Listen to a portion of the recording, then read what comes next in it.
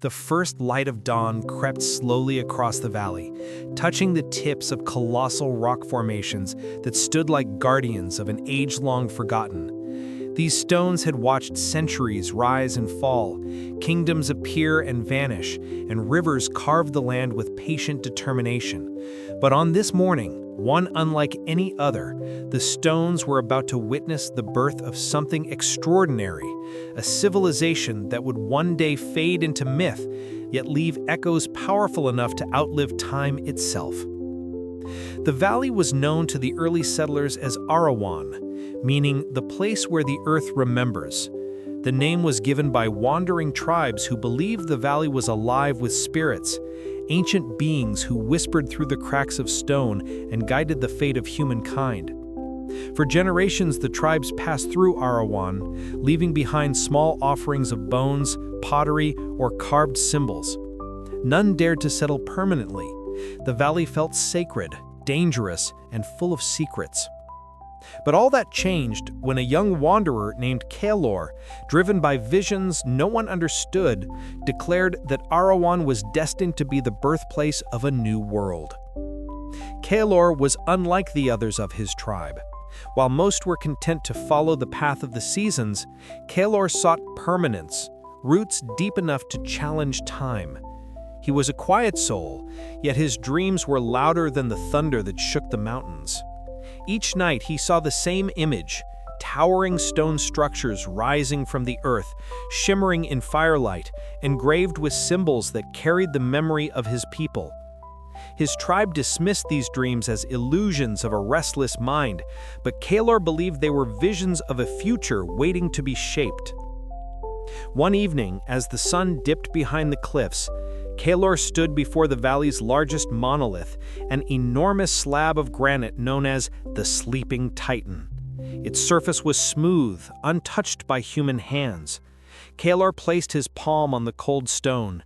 It vibrated faintly, like a distant heartbeat. The moment convinced him that the valley was speaking to him, urging him to carve its story into permanence.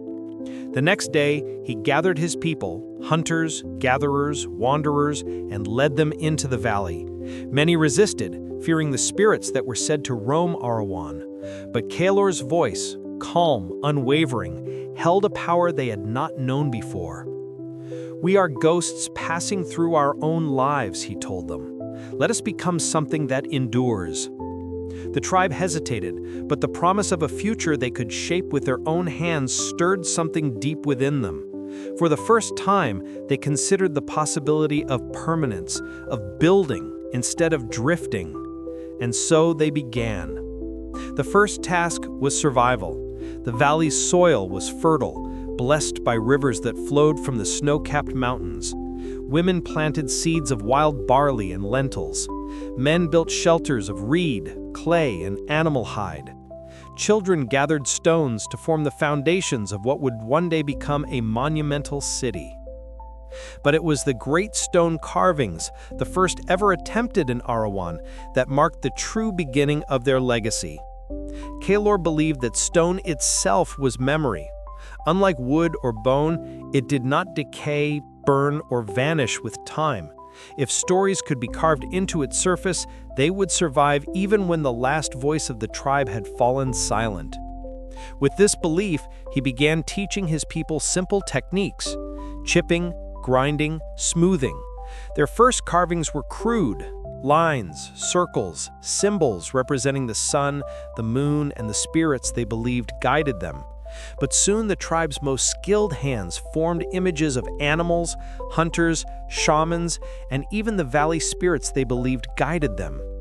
Every night, Kaelor walked to the monoliths to study their carvings under moonlight, as if waiting for the stones to reply. Some said he was losing himself to imagination. Others believed he was conversing with gods. One night he gathered the tribe and declared that the spirits had shown him a vision of unity. No longer would the tribes wander separately, living and dying without leaving a trace. They would build something that future generations could witness, a world where stories would not fade with the passing of elders. His vision sparked both hope and fear. Among those who doubted him was Renar, a strong hunter loyal to the old ways. Renar believed movement was survival. To settle was to invite doom. The earth gives, he warned, but it also takes away. If we stay, the spirits may punish us. Kaelor listened, his expression calm. The earth also remembers, he said. We can choose what it remembers of us. Tension grew between the two men. Their conflict symbolized the struggle between tradition and transformation. Some tribespeople feared that settling in Aruan meant defying the invisible forces that govern their lives, while others felt an awakening, a sense that destiny had chosen them for something greater. One morning, a strange event shifted everything. A distant rumbling shook the valley, sending flocks of birds scattering across the sky. From the northern ridge, a section of rock crumbled away, revealing a massive hidden cave. Kaelor saw it as a sign.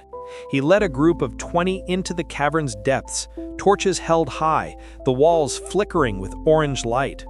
What they found changed their understanding of the world forever. Inside the cave were ancient drawings, figures dancing around fire, herds of animals, great storms, mountains and skies. None of the tribe had created these. The drawings were older than any living memory, older than any of their elders' tales. They were the stories of people who lived and vanished long before them. But what startled Kaelor most was a single drawing at the back of the cave. A figure standing before a towering stone structure that looked exactly like the monoliths in Aruan. Kaelor interpreted it as destiny fulfilled. "We are not the first," he whispered. "We are the continuation." News of the discovery spread through the tribe, stirring wonder and fear. Some believed they had been chosen to complete what the Ancient One started. Others saw the images as warnings from lost civilizations that had angered the spirits. Despite the debates, the tribe could not ignore the pull of destiny, and so they began building something grand. Using simple tools made of flint and bone, they carved massive symbols into the stones. They erected towering pillars and circular formations mimicking the ancient artworks. They created ceremonial grounds, fire pits, and meeting spaces. Under Kaelor's leadership, the settlement evolved into a structured society with roles, rituals, and a shared purpose. The valley echoed with the sounds of chisels striking stone, of chants carried by the wind, and of dreams taking physical form. Seasons passed, children grew strong, fields flourished. The tribe, once a wandering band, became a community bound not just by blood, but by vision. But not all hearts embraced the change. Renar, frustrated by Kaelor's influence, formed a faction of traditionalists who believed the new ways violated sacred boundaries. They plotted to leave the valley and destroy the carvings to erase what they saw as blasphemy. The night they attempted this, the sky erupted with a violent storm unlike any seen before. Lightning split the heavens, thunder roared like 1,000 spirits, and heavy rain flooded the fields. Renar's faction fled in terror, believing the storm to be the wrath of the valley. Kaelor saw it differently. To him, it was a reminder that nature was powerful, unpredictable, and deserving of respect, not fear. He gathered his remaining people and assured them that the valley was not punishing them, but testing their resolve. And so they stayed. The storm passed, revealing a sky washed clean and bright. The carvings survived. The monoliths stood firm, shimmering with fresh rainwater. Kaelor placed his hand once more upon the sleeping titan. This time, he felt warmth. A sign, real or imagined, that the valley had accepted them. And so the empire began, not with kings or armies, but with a single belief, that stories carved in stone would grant them immortality. What started as a wandering tribe became a flourishing civilization whose legacy would echo across millennia, until time itself swallowed them, leaving only silent stones to speak of what once was. Their journey had just begun. The Empire of Aruan, had risen from humble beginnings, born from wandering tribes who carved their stories into stone and nurtured their dreams beneath the silent sky. Centuries had passed since Kaelor's vision first shaped the sacred valley. What began as a single settlement had expanded into a vast domain stretching from the river plains to the desert horizon.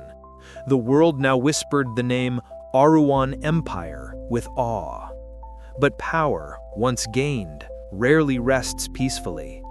As the empire reached its golden height, shadows grew just beyond the glow, shadows formed by ambition, greed, and the hunger to control what no mortal hand should ever command.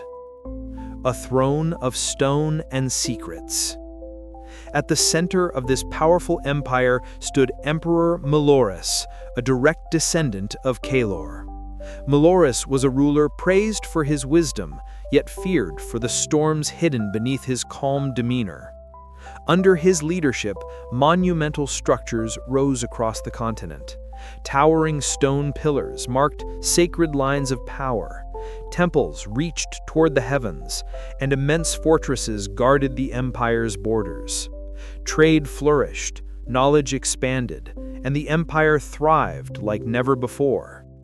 But inside the imperial palace, an enormous fortress carved deep into the cliffs of Aruan, the air always carried tension, as though the walls themselves were listening.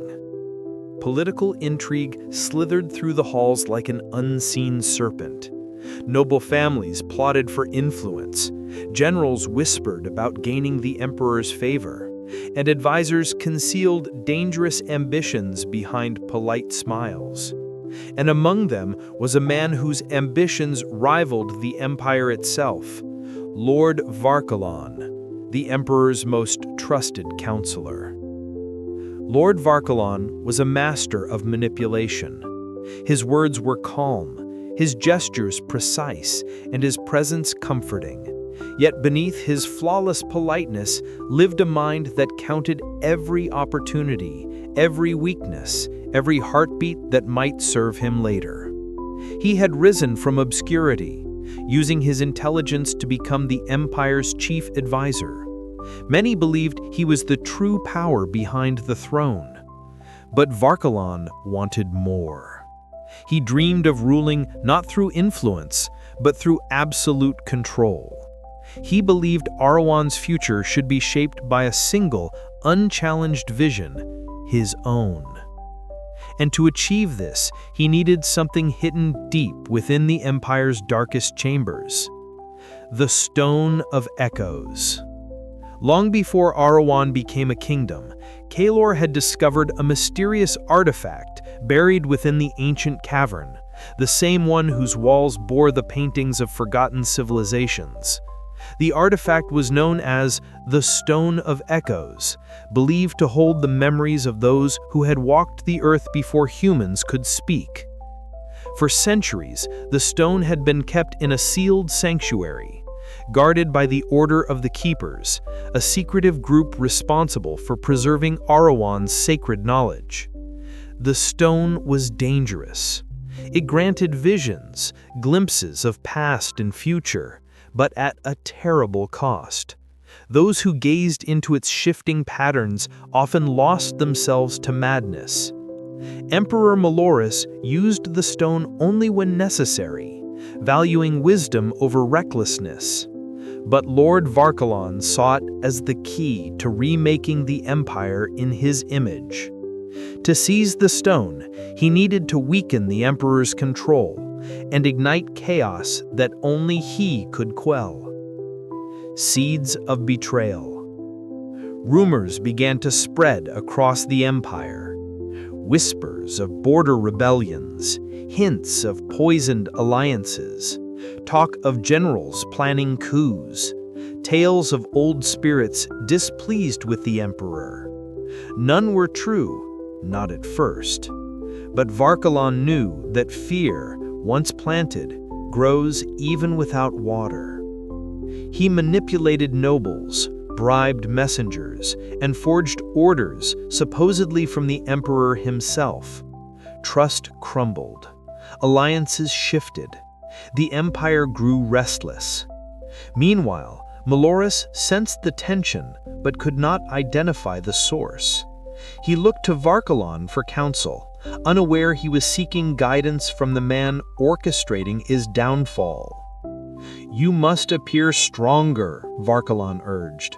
"Show the empire that weakness is not tolerated. Crush dissent before it spreads." And slowly, Maelorus hardened. His decrees became harsher, his punishments swifter. To the people, the emperor seemed to be turning cruel. To the nobles, he seemed unpredictable. To the army, he seemed vulnerable. Exactly as Varkalon intended. The rise of the hidden enemy. In the shadows of the empire, a resistance began to form. They called themselves the Children of Kaelor, believing that the empire had abandoned the founding ideals of unity and wisdom. Their leader was a woman named Liara, a historian who had spent years studying the original carvings and teachings of Kaelor.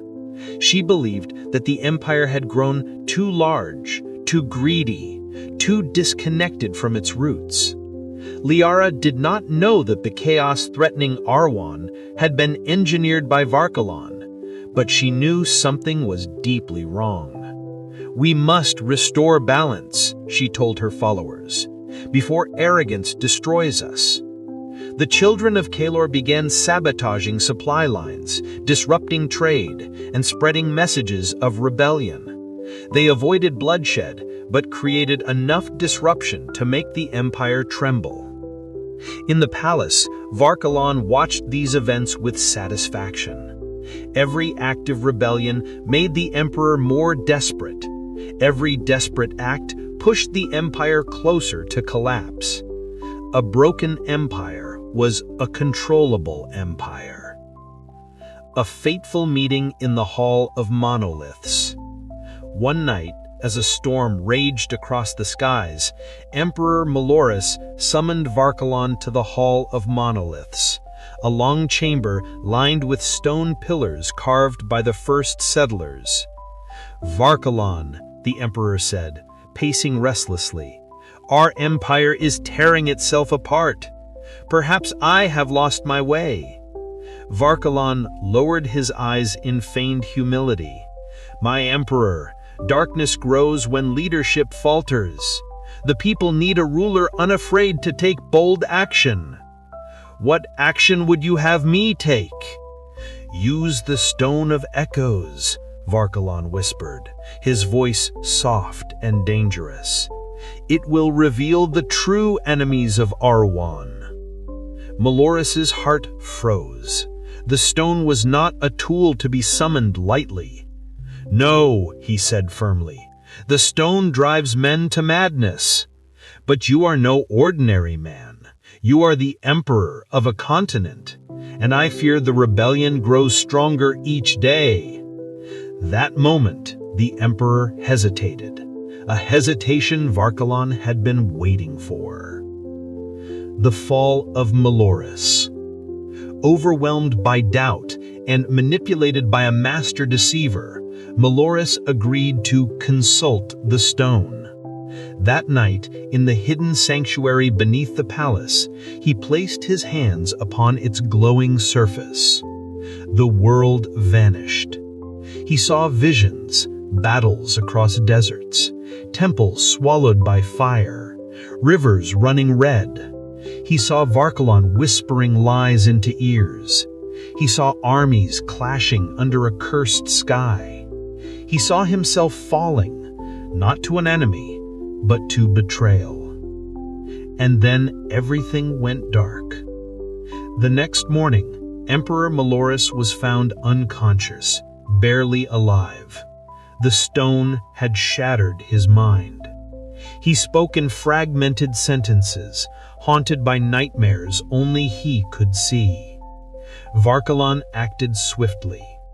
He declared that the emperor was under a dark spiritual attack, and that he, Varkalon, must assume command of the empire to restore order.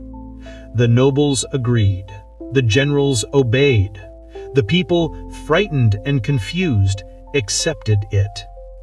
Aruan now belonged to Varkalon, a continent under a new shadow. Under Varkalon's rule, the empire changed. Harsh laws replaced ancient traditions. Temples once built for unity became centers of control. The keepers of the stone were executed to silence the truth.